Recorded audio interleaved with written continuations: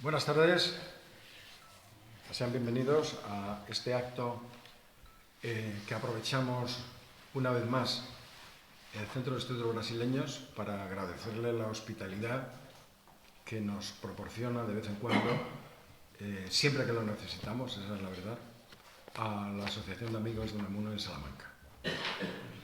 Y en este caso tenemos con nosotros a Luis Cejudo Palmero,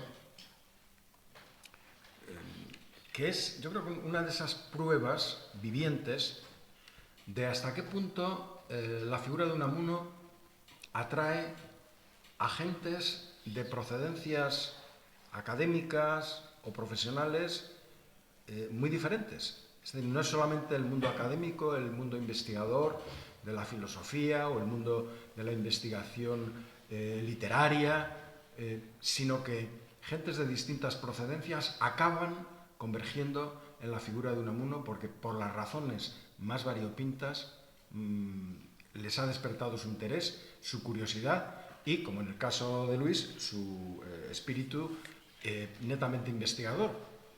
Y decía que puede ser uno de esos ejemplos porque Luis es licenciado, quiero recordar, en Geografía e Historia, licenciado en Derecho, graduado en Filosofía, y a lo mejor ahí está ya el toque unamuniano, pero que profesionalmente pues, ha sido letrado del Colegio de Abogados de Madrid, ha sido entrenador de natación, y así está en el Centro Superior de Natación, ¿cómo se llama?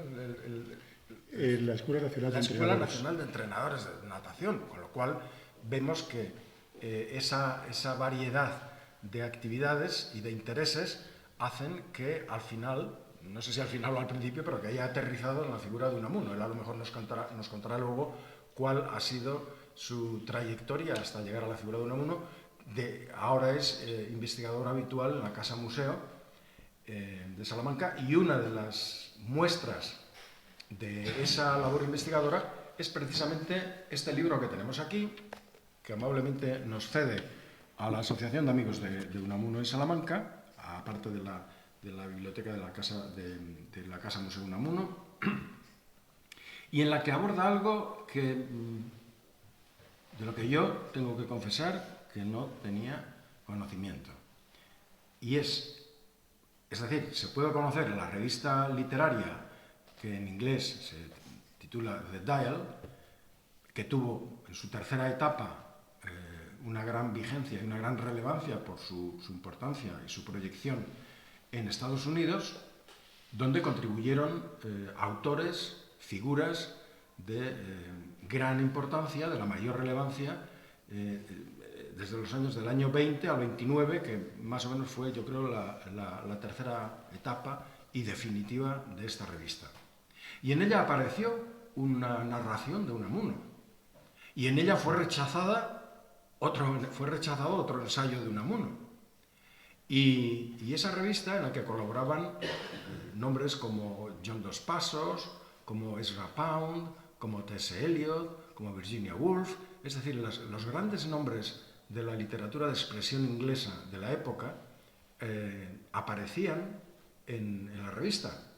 Pero también tenían una sección muy interesante que Luis hace algunas observaciones interesantísimas también al respecto del mundo de la traducción, porque muchos de los artículos o de las narraciones que aparecían tenían interés en que fueran representantes de otras lenguas, autores, literatos, filósofos, estudiosos de países diferentes con lenguas diferentes del inglés, en cuyo caso tenían que buscar los traductores adecuados, y eso fue lo que sucedió con Unamuno, que en este caso se apropian, con los correspondientes permisos unamunianos, obviamente, de la Sima del Secreto y de nuestros yos exfuturos, que finalmente no se llega a publicar porque creo que fue John Dos Passos el que informó desfavorablemente la publicación de ese ensayo de Unamuno, diciendo más o menos que era una patochada, que dónde iba con eso Unamuno.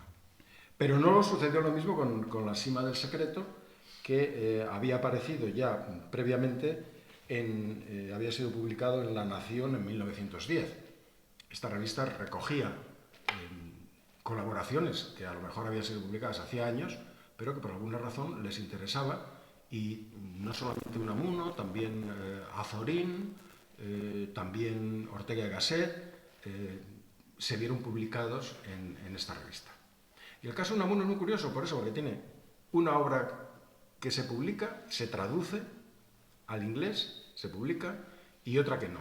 Pero además de toda esta pequeña historia de la revista literaria, que es una revista de literatura, de filosofía, de arte, y que fue la más importante e influyente de los años 20 del siglo pasado, o al menos una de las más influyentes, que quería publicar a los mejores autores, los más representativos autores de las distintas naciones, de las distintas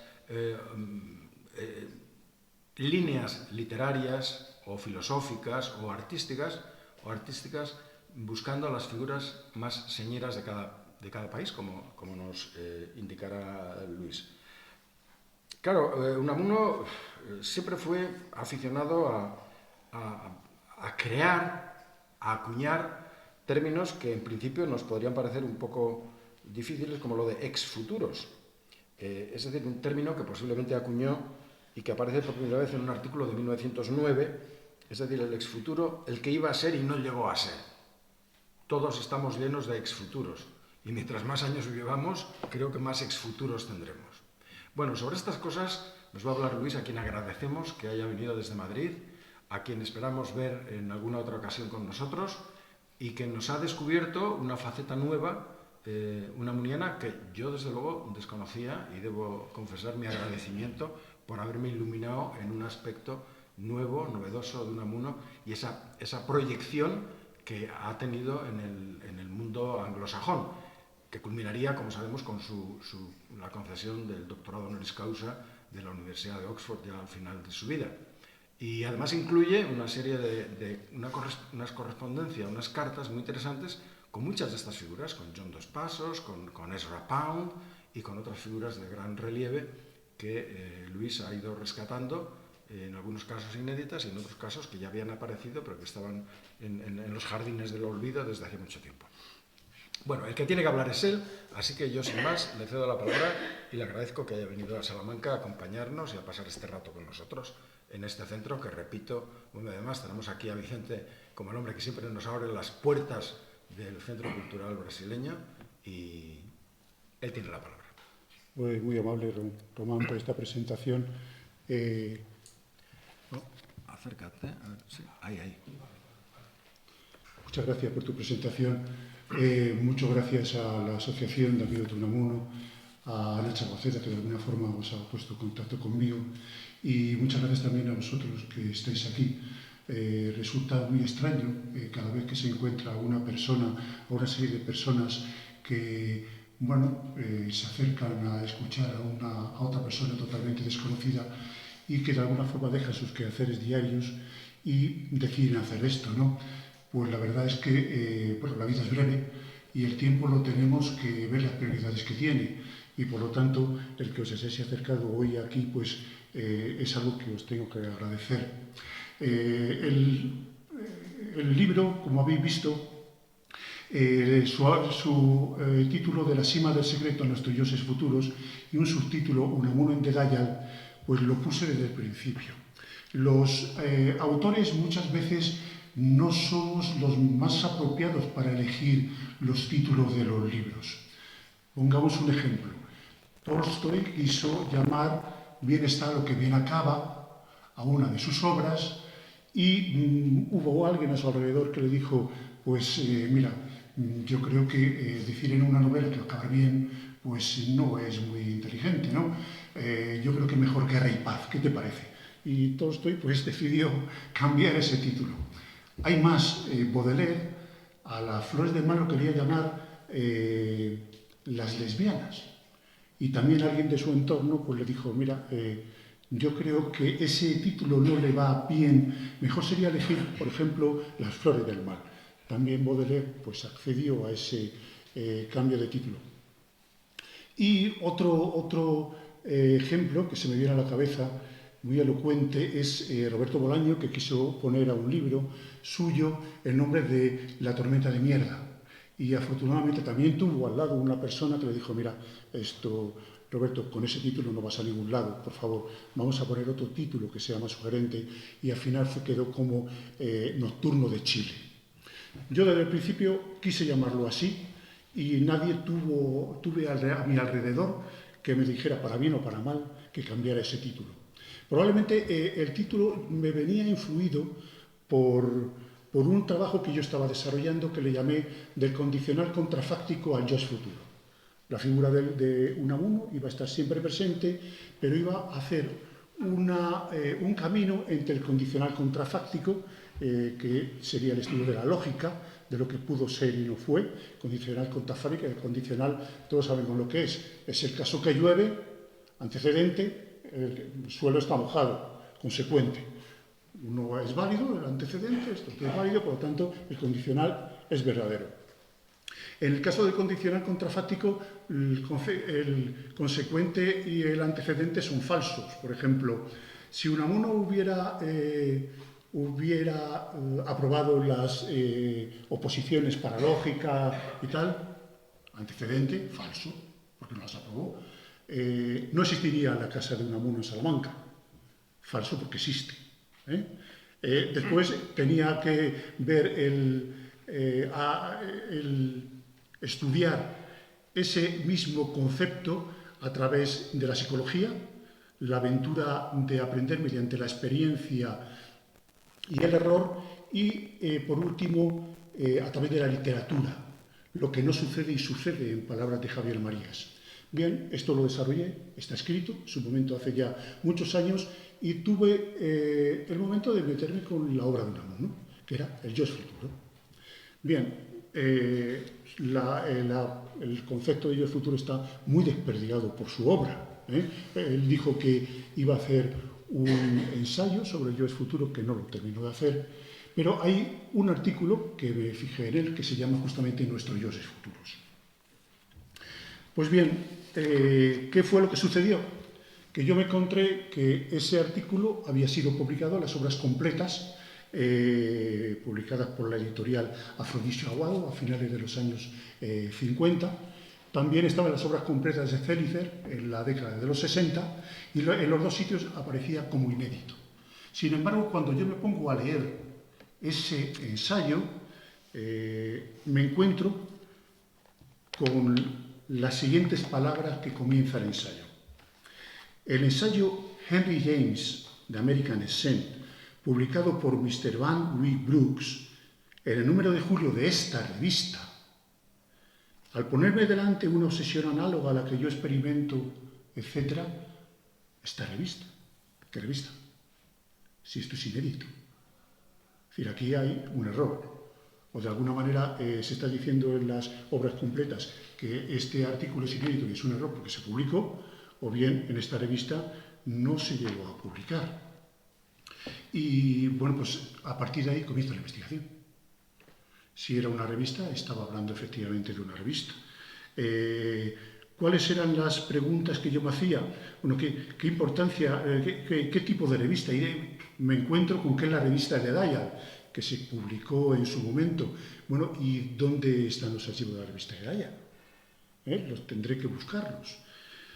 Bueno, pues estas preguntas fueron respondidas poco a poco, con muchísimos correos electrónicos a un sitio y otro, y al final me encontré con que los archivos de la revista se encuentran en una biblioteca que tiene la Universidad de Yale en New Haven, que es donde tiene su sede, que está a unos 200 kilómetros al norte de Nueva York. Bueno, ¿qué fue la revista de Dial? La revista de Dial tuvo una larga historia, desde 1840, que fue inaugurada, hasta tuvo tres etapas, de 1840 a 1844, que aquí lo tengo mal. Después se dejó de publicar porque no había ventas, y hubo una segunda etapa de 1880 a 1919, que se dedicó más a una revista más de tipo político, más radical. Y después la que nos interesa a nosotros, que fue de 1920 a 1929. En esta época, en la época de entreguerras, sucede una cuestión muy importante, que es que las personas que viven en ese momento están convencidas que la cultura, entendida esta como la transmisión de ideas a través de la literatura, la filosofía y el arte, está llamada a jugar un papel muy importante en la estabilidad y el acercamiento de los países enfrentados durante siglos. Pues bien, fue un momento en el cual se crearon múltiples revistas. El de Criterion, que la creó T.S. Eliot, y Convenio, la Nouvelle Revue Française y la revista de Occidente, que como todos sabemos la creó José Ortega y Gasset un poquito más tarde que de Criterion. Si volvemos al título, evidentemente la cima del secreto pues tiene un primer significado, tiene un doble significado, pero el primero es el abarcar la presencia de Unamuno en la revista, la presencia de Unamuno con 2 artículos, uno que se publicó y otro que se rechazó. La cima del secreto fue publicada en el diario La Nación de Buenos Aires el 6 de octubre de 1910 y después se incorporó a una obra suya en 1911 que fueron Soliloquios y conversaciones. Desde el primer momento, la persona encargada en Europa para la revista fue R. Pound, y R. Pound se puso en contacto con él en 2 ocasiones, con 2 cartas. En la primera le pide a Unamuno. Unamuno es para ellos en el primer momento la figura de referencia. Le pide a Unamuno que se convierta en su órgano de expresión para Estados Unidos en esta revista. Y así como que le enviara algunos de sus escritos para que fueran publicados, que escribiera artículos para la revista, que le dijera dónde podía encontrar sus libros. Y Unamuno le contesta con una carta que, bajo mi punto de vista, es inédita. Decir que una cosa es inédita de Unamuno tiene sus peligros, ¿eh? Por eso yo digo que es inédita, la encontré allí, y le dice que tiene unos muchísimos compromisos y que no sabe exactamente si podrá atender a esta revista, pero que de cualquier forma que el director le haga una propuesta y que ya él lo sabrá. Y bueno, también le pregunta R. Pound sobre algunos autores jóvenes que hay en estos momentos. Unamuno le habla de los hermanos Manuel y Antonio Machado, le habla también de Ramón Pérez Ayala y de José Ortega y Gasset. R. Pound, con estas noticias que le está dando Unamuno, pues se pone en contacto con el presidente para que sea el presidente el que se ponga en contacto con él.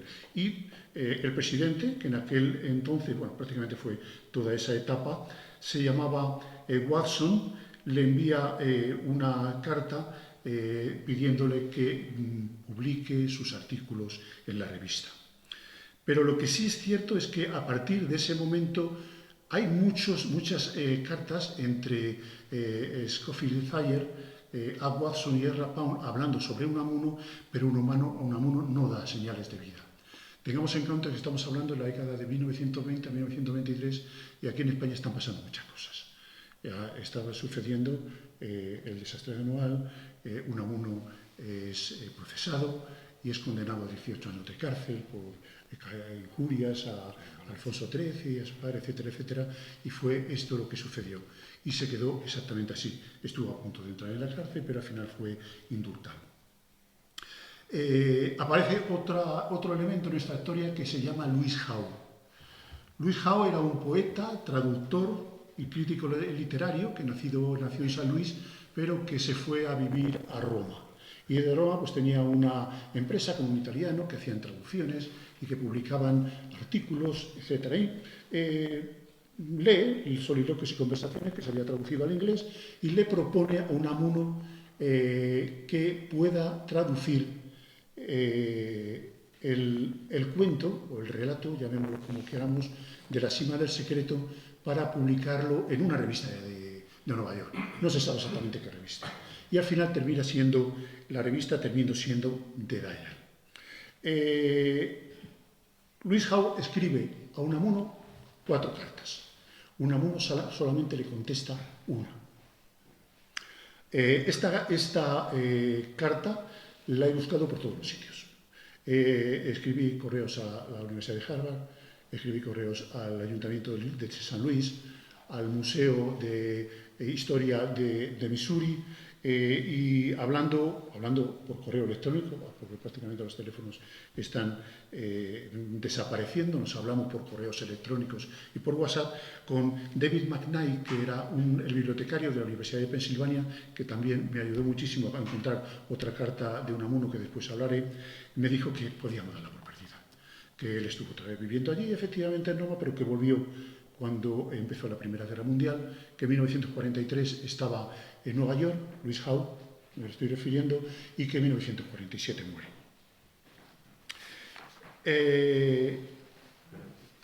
Lo que sí podemos decir que Louis Howe tuvo probablemente una torpeza por no conocer probablemente el carácter de Unamuno. Le habló en la primera carta de su disgusto porque hablara mal de Cervantes, que no hablaba mal, pero todos sabemos la dicotomía entre Don Quijote y Don Cervantes, que era más importante Don Quijote, etcétera, etcétera. Y después habló que sus libros eran hedonistas. Y desde este momento Unamuno no volvió a escribirle y le escribió 3 cartas más. El segundo escrito es Nuestros Yoses Futuros, que, bueno, como se ha dicho, fue escrito por Unamuno después a partir de una lectura que hizo de un artículo que se publicó en julio de 1923 de Van Wyck Brooks, que se llamaba Henry J. de American Essence. ¿Y qué fue lo que sucedió para que este artículo fuera rechazado? Bien, cuando este artículo llega a la librería, a la editorial de Dayal, no lo ha pedido nadie, ha sido la iniciativa de Unamuno, la que escribe este artículo y lo envía. El director editorial es Gilbert Seldes. Gilbert Seldes está cerrando toda la relación contractual de La Cima del Secreto y empieza a observar que tiene otro encima de la mesa que es Nuestros Yoses Futuros. ¿Y qué hace Gilbert Seldes?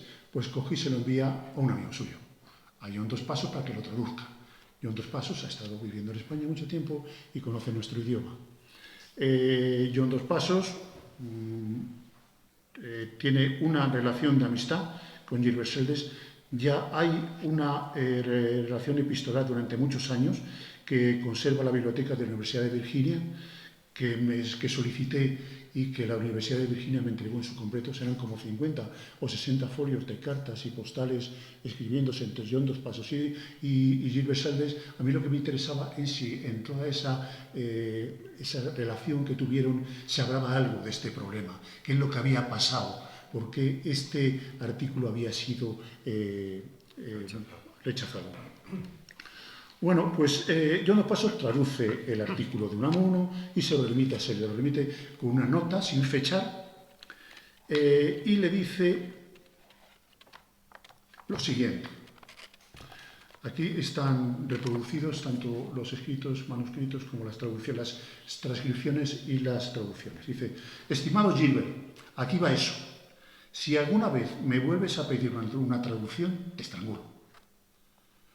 Le habla de Unamuno, que había nacido en Bilbao, tiene algún error, dice que es autor de Meditaciones del Quijote, todos sabemos que Meditaciones del Quijote lo escribió Ortega, y después termina con estas palabras: creo que estos son bobadas, aunque tiene un toque de grandeza. Pero ¿qué demonios? ¿Por qué no jugar al ping-pong? Es decir, ¿por qué no devolverlo al remitente? Entiendo yo. Bueno, esto es lo que le dice John Dos Passos a Gilbert Seldes.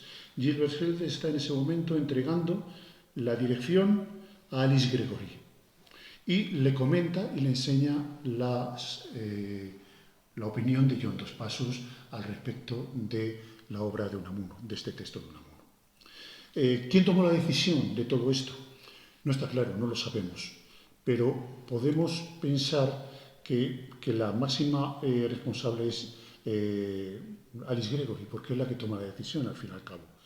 tenemos que pensar también que es una recién llegada. No creo que Alice Gregory fuera capaz de rechazar una obra de una persona, como Unamuno, si no se lo hubiera consultado con los dueños, que eran el editor y el presidente. Y quedó de esta forma totalmente rechazado. Y Ives Seldes se lo comunica a John Dos Passos. Oye, mira, que van a rechazar el artículo, que lo sepas. Y John Dos Passos aprovecha la ocasión para enviarle una carta a Alice Gregory en el que le dice lo siguiente. Era por otro motivo, pero aprovecha la carta para decirle esto. Seldes me ha contado que está usted pensando en no publicar el ensayo de Unamuno. Creo que podría ser una pena. Después de todo es un venerable anciano. Y lo que escribe es ciertamente más vigoroso y lleno de savia que lo que escribimos en el país del que suscribe. Por supuesto que no es de mi incumbencia. Bueno, esto lo recibe Alice Gregory y no le gusta absolutamente nada. Y aprovecha otra vez otra carta para decir lo siguiente. Alice Gregory a John Dos Passos.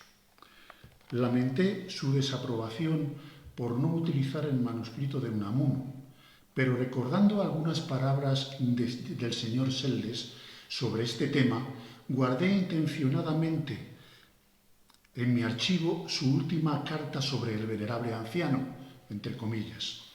Reproduzco las desafortunadas palabras de esta carta. Creo que esto son bobadas, aunque tiene un toque de grandeza. Pero qué demonios, ¿por qué no jugar al ping-pong? Espero que no le moleste que le haya recordado este fragmento. Bueno, Alice Gregory creo que ya había enviado la carta a Unamuno, en la cual le dice que ha sido rechazada, y le dice lo siguiente. Mi querido señor Unamuno, para nosotros es extremadamente difícil permitir que nuestro equipo asesor rechace un artículo de un escritor tan distinguido como usted. Sin embargo, lamento comunicarle que esta obra, aunque profunda y poética, no parece adecuarse con precisión a nuestros propósitos actuales. Bueno, pues así termina esta situación. Después se devuelve el texto, queda en la Casa Museo Unamuno y Unamuno lo dejaría. Los momentos son muy difíciles para don Miguel, todos los conocemos, ¿no? Otro punto que hay que hablar de esto es que hay una carta que le envía Lewis Mumford en febrero de 1924. Lewis Mumford es un autor sobre la historia de las utopías al que tenía mucha estima Miguel de Unamuno, y Miguel de Unamuno había escrito hacía 3 meses más o menos una carta. Y Lewis Mumford le contesta con 3 meses diciendo que lo sentía muchísimo, que había estado enfermo, y le dice que había tenido el placer de leer su comentario o excursus, lo llama excursus, excurso o digresión retórica. Es una técnica que utiliza mucho Unamuno. Lo que hace es empezar por un tema, después hablar sobre otros temas y al final volver sobre el tema inicial. Son excursos o digresión retórica. En inglés se dice discussion. Y lo utilizaba mucho, que yo recuerde, Gabriel García Márquez en artículos que publicó El País durante 1 o 2 años. Pues bueno, le dice que lo conoce, Lewis Mumford, porque mi esposa es asistente del editor ejecutivo de The Dial y lamento conocer que no está prevista su publicación.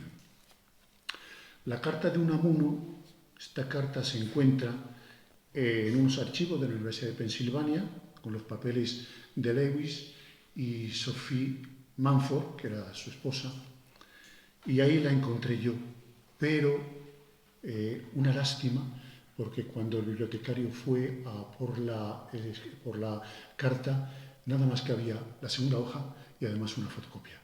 No sabemos dónde está el original y no sabemos si se hizo fotocopia del anterior, no la tenemos.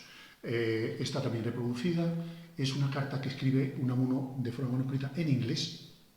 Está reproducida, está transcrita en inglés y está traducida en el libro. En cuanto al uso de Yo es futuro por parte de Unamuno es muy amplio.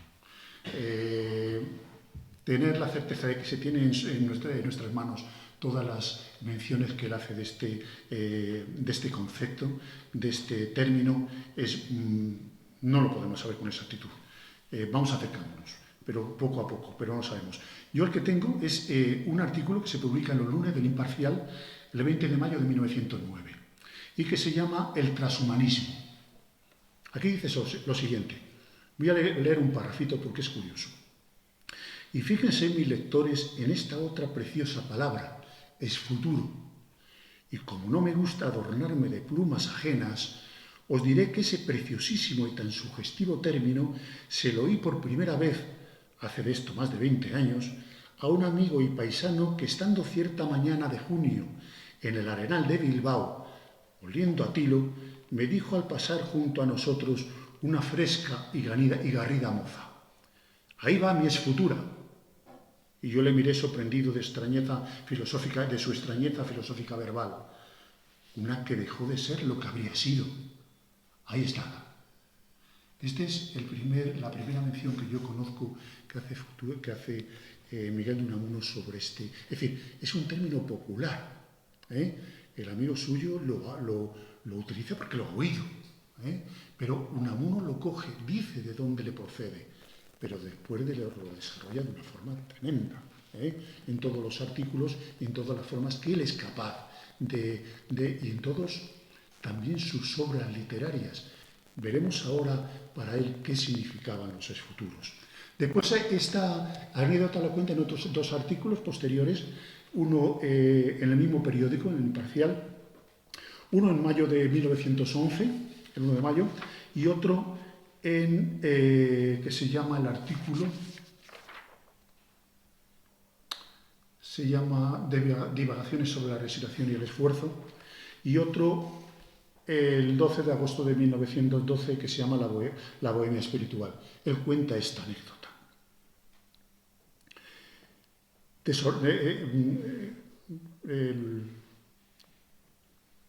Tengamos en cuenta, también nombra, hay otra mención, después habla mucho del concepto de Yo es futuro, pero esta anécdota la vuelve a incluir en una de las rimas de Teresa. Por eso, Teresa fue publicada en 1924 y en una de las rimas, 79, Rafael de Teresa, que le llama él, incluye en esa rima esta anécdota. Curiosamente sale de nuevo. Rafael es también un personaje que aparece en Paz en la Guerra, es un personaje secundario, pasa desapercibido, pero es un personaje que le gusta mucho la poesía, declama muchos poemas y pensamos que podría ser un Yo es futuro de Unamuno que procede también de otro futuro de Paz en la Guerra. Es un futuro porque está claro que es parte de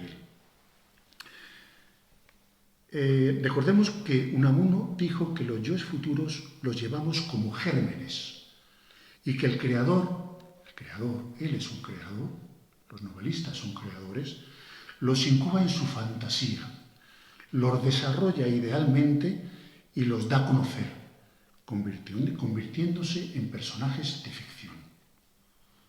¿Dónde están los exfuturos de Unamuno, los personajes de ficción? Pues podemos preguntarnos. Probablemente San Manuel Bueno sea también un exfuturo de Unamuno. Un exfuturo en el cual Unamuno no hubiera hecho público su incredulidad. Por ejemplo, se nos ocurre. Esto es una cosa que los críticos literarios pues tienen y tenemos todos que aportar.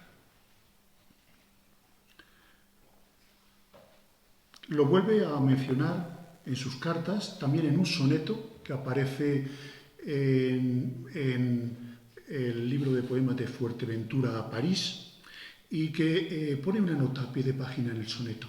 Dice lo siguiente: siempre me ha preocupado el problema de lo que yo llamaría mis yos futuros, los que pude haber sido y dejé de ser, las posibilidades que he ido dejando en el camino de mi vida. Sobre ello he de escribir un ensayo, acaso un libro. Es el fondo del problema del libre albedrío. Este libro, este ensayo no lo publicó, nunca lo escribió. No puede ser el escrito sobre nuestros yoses futuros, puesto que fue escrito un año antes que escribiera esta nota a pie de página en un soneto. Y también sabemos que dijo que iba a hacer una filosofía de la religión. Ojalá hubiera hecho una filosofía de la religión. También dijo que iba a escribir un libro sobre la invención de Cervantes, de Cide Hamete Benengeli. Tampoco lo hizo, desgraciadamente, pero ahí quedan todos y queda para que nosotros podamos ser capaces también de escribir eso o de intentar acercarnos a lo que él quiso hacer, pero no pudo por 1000 razones que tenía en su cabeza. Bueno, el segundo de los significados de la sima del secreto a nuestros yoses futuros aparece más oculto. Pero si se va empezando a leer el libro, pues poco a poco va saliendo, ¿no? Es una cuestión que a mí me parece que es así, pero es una cuestión totalmente personal. Yo la propongo y os digo cómo lo vi en ese momento, y por esa razón empecé a darle vueltas sobre este título, y por eso está ahí. Se trata de que entre los dos artículos, si sumamos los dos artículos, aborda las 3 grandes preguntas metafísicas que, según Kant, el hombre se ha planteado a lo largo de la historia. La relación entre Kant y Unamuno es importante. Unamuno tenía muchísima, profesaba una gran admiración a Kant. Y en parte de la posición de Kant concuerda con la posición de Unamuno. Brevemente, ¿cuál es la posición de planteamiento que Kant tenía sobre su filosofía? Kant decía: yo tengo 4 preguntas. La primera, ¿qué puedo saber? Que responde la metafísica, crítica de la razón pura. La segunda, ¿qué debo hacer? ¿Cómo debo comportarme? Que responde la ética, crítica de la razón práctica. La tercera, ¿qué me está permitido esperar? Responde la religión dentro de los límites de la mera razón. Y la cuarta pregunta era una síntesis de los 3. ¿Qué es el hombre? Vemos aquí la cercanía de Unamuno, que a él lo que le importaba, decir, era el hombre de carne y hueso, el hombre que sufre, el hombre que piensa, el que lucha y el que quiere perdurar tras la muerte. Bueno, el pensamiento crítico de Kant parte de una observación tan simple como incontrovertible, que el hombre se hace preguntas que en última instancia no puede responder. Por eso dice que el hombre es un ser metafísico, que son las 3 preguntas claves: la existencia de Dios, la inmortalidad del alma y el enigma de la libertad humana. Pero Kant nos dice que, como no pueden ser resueltos por completo, abren al ser humano un horizonte de posible perfeccionamiento. Nos guían con nuestro esfuerzo por aprender todo lo posible de la experiencia, actuar del modo más libre y autónomo posible, la ética, y hacernos merecedores de un posible inmortalidad del alma. Kant nos dice, en palabras de Horkheimer, que algo tiene que haber porque debe haber. El que es íntegro puede muy bien decir: quiero que haya Dios. Estamos escuchándolo de Unamuno también. ¿Cómo trata de contestar Unamuno a estas 3 preguntas? Pues en todas sus novelas aparece siempre una tendencia peculiar y constante, que es el deseo de vivir la muerte y su anhelo de inmortalidad, y con ello dar una explicación a qué es el hombre. Decía que no es un hombre alguien que nunca se haya planteado qué es la muerte y qué me va a pasar a mí después de la muerte. No es un verdadero ser humano, decía Unamuno. Pues bien, si nos atenemos a la sima del secreto y a su carácter simbólico y metafísico, tendremos que recordar que su forma de filosofar, la filosofía de Unamuno, al igual que la de María Zambrano, que siempre se la conoció como la hermana menor, María Zambrano siempre aparecía como la hermana menor de Unamuno, se puede resumir en la reiterada frase unamuniana discurrir por metáforas. Unamuno reivindica la capacidad cognoscitiva de la metáfora como forma originaria con la que el hombre percibe el entramado real, frente al hieratismo del concepto, contraponiendo de este modo la verdad lógica a la verdad poética. Dicha sabiduría es defendida además por estos dos pensadores como el prototipo de la filosofía española. María Zambrano pone un ejemplo y es el de Cervantes.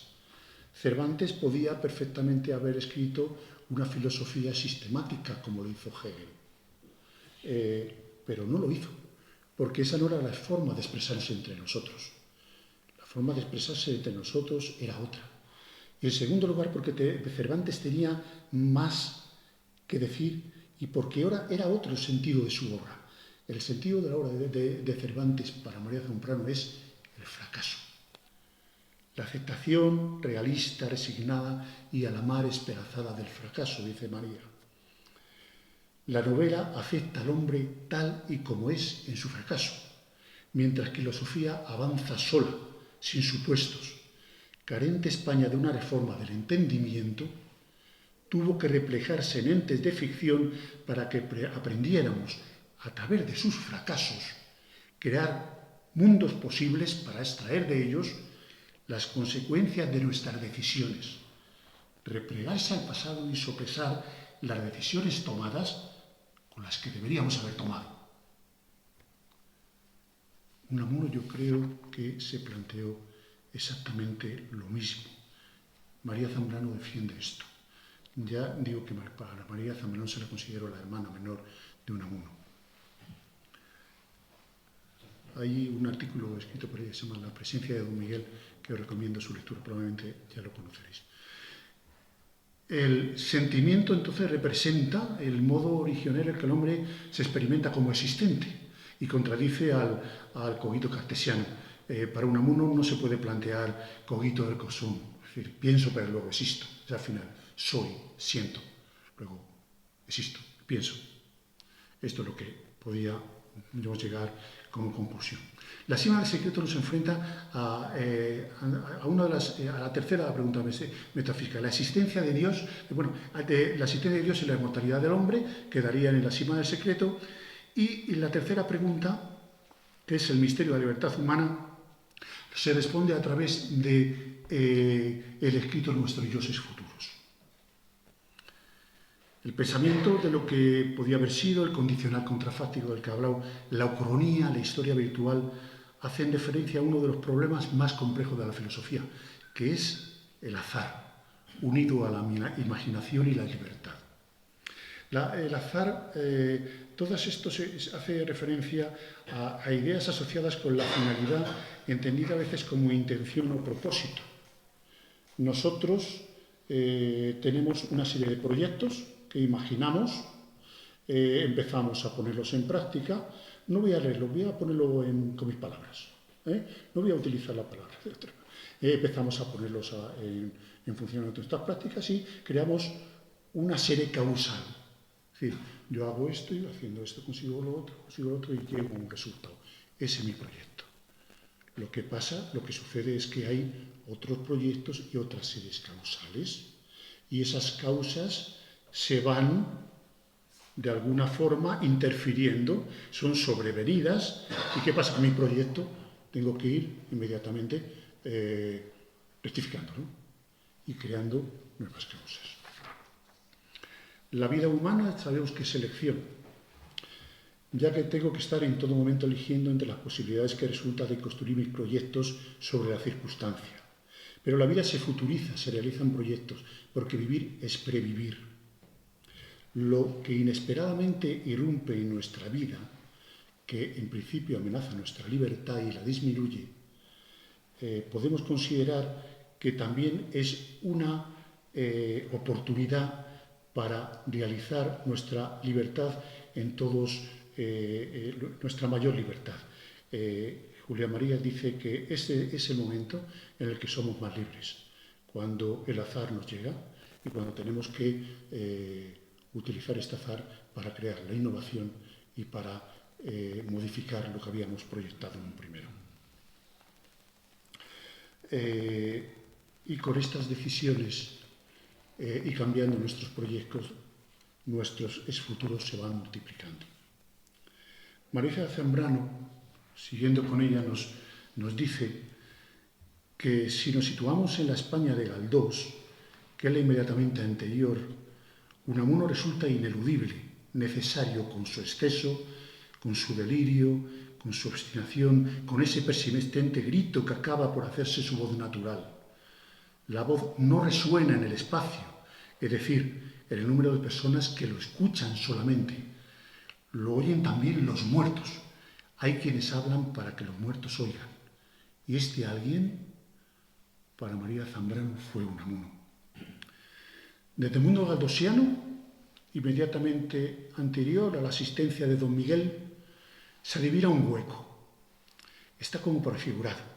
De él sale, aunque vasco, y es como si esa integridad que el vasco había conservado, ese estar un tanto aparte, le sirviera para verificar la irrupción expresiva que la vida hermética española necesitara. Un español más de adentro de España, más cargado de conciencia, como nosotros, castellanos-leoneses, castellanos-manchegos. Le hubiera resultado más cargado de dudas, le hubiera resultado más difícil, puesto que seríamos como aquellos que un día estuvo en el centro y perdió su papel y teme hacer una mala entrada donde había hecho tan magistral salida.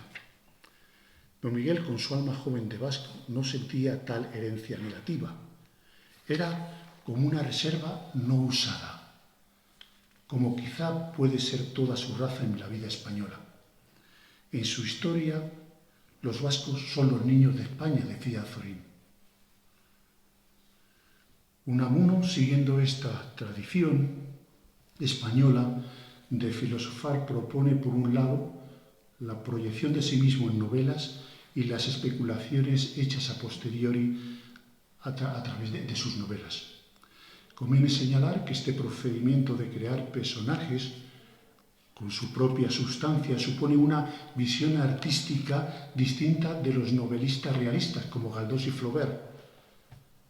A esto se le presentaba el personaje delante, alguien que había visto o imaginado, y su esfuerzo como novelista consistía en recrear la persona, proyectarse, incorporarse a su mundo, vivirles desde dentro con el objetivo de sentir como ellos sentían. En cambio, saca de una forma diferente completamente Unamuno. Flaubert decía: Madame Bovary c'est moi, Madame Bovary soy yo. Unamuno, por el contrario, saca aspectos de su personalidad y los moldea en personajes para entender y analizarse a sí mismo. No pretende meterse dentro de otra persona y ver las cosas desde su perspectiva. Por eso, desde sus personajes, la mayoría de sus personajes carecen de verdadera autonomía. Ahí están los exfuturos. ¿Dónde están los personajes de Unamuno? San Manuel, bueno, mártir, ¿no era un exfuturo de Unamuno? Bueno, este libro, os digo, contiene esta visión que os acabo de plantear. Hay una serie de cartas, 21 cartas en total, que he ido recogiendo en diferentes bibliotecas. En un momento determinado, cuando me di cuenta que todos los protagonistas que están en el libro estaban muertos. Pensé que la deuda que los vivos tenemos sobre los muertos es muy grande. La población mundial actual representa aproximadamente el 7% de la población de todos los humanos, seres humanos que han existido. Es decir, por cada 14 seres humanos muertos, estamos uno vivo. El pasado, al fin y al cabo, es nuestra única fuente de conocimiento fiable. sobre el efímero presente y los múltiples futuros que nos aguardan de lo que solo uno ocurrirá. El resto quedarán como exfuturos. Escribir este libro ha sido un reto y ha sido agotador editarlo. Me he puesto en contacto con muchísimas personas. He tenido que solicitar la autorización de sus herederos para poder publicar las cartas y la verdad es que ha sido satisfactorio hacerlo. A mí me gustaría terminar con un pequeño texto que he preparado, que extraigo ideas de Antoine Compagnon, Francis Bacon, Milan Kundera y alguna mía muy pequeña, y es el siguiente. Leemos porque aunque leer no sea indispensable para vivir, la vida es más agradable, más clara, más rica para aquellos que leen que para aquellos que no lo hacen. Durante mucho tiempo se pensó que la cultura literaria hacía mejores a las personas y proporcionaba una vida mejor. Francis Bacon lo dijo con claridad. La lectura hace un hombre completo, la conversación hace un hombre despierto y la escritura hace un hombre cabal. Por eso, si un hombre escribe poco debe tener una buena memoria. Si habla poco debe tener una mente alerta. Y si lee poco debe tener mucha astucia para aparentar saber lo que no sabe. Según Bacon, la lectura nos evita tener que recurrir al disimulo, la hipocresía y el engaño. Nos hace, por tanto, sinceros y fiables o simplemente mejores. Unamuno intentaba escribir en la lengua de la conversación. En Orfebrería Literaria nos recomienda: mira, haz de modo que quien te haya oído hablar sienta detrás de sí al leerte el timbre y la entonación de tu voz, y si no te ha oído se figure una voz que te habla. Que te oigan al leerte, sobre todo esto, que te oigan y no solo que te lean. Y en mi religión, mi empeño ha sido, es y será que los que me leen piensen y mediten en las cosas fundamentales. Y no ha sido nunca el de darles pensamientos hechos. Yo he buscado agitar y a lo sumo sugerir, más que instruir. Para Milan Kundera, el hombre desea un mundo en el cual sea posible distinguir con claridad el bien del mal, porque en nosotros existe el deseo innato e indomable de juzgar antes que comprender. ¿Por qué leo a Unamuno? Yo leo a Unamuno porque nunca me deja indiferente y porque sé que al hacerlo conozco para comprender y con ello me encuentro en mejor disposición para juzgar. Eso es todo lo que tenía que decir.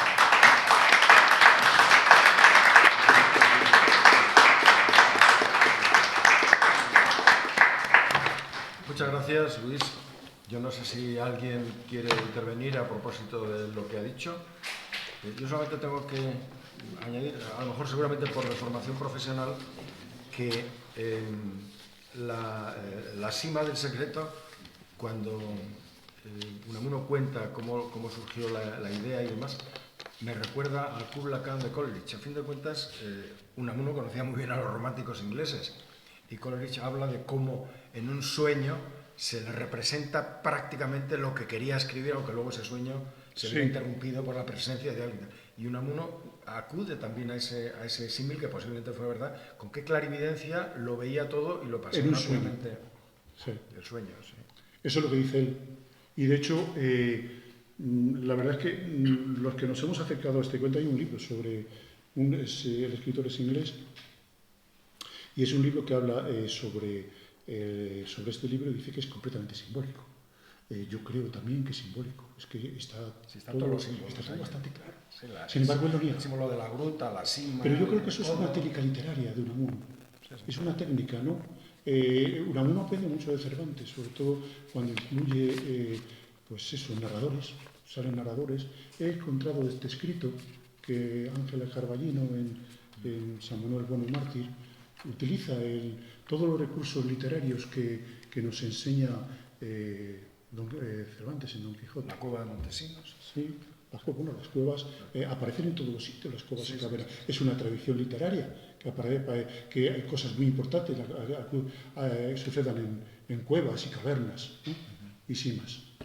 Damos la voz y la palabra a alguien más si quiere intervenir a propósito de lo que nos ha dicho y en cualquier caso le deseamos éxito en el libro. No sé si Francisco tiene alguna pregunta. ¿Tienes algo que comentar al respecto? ¿Alguien?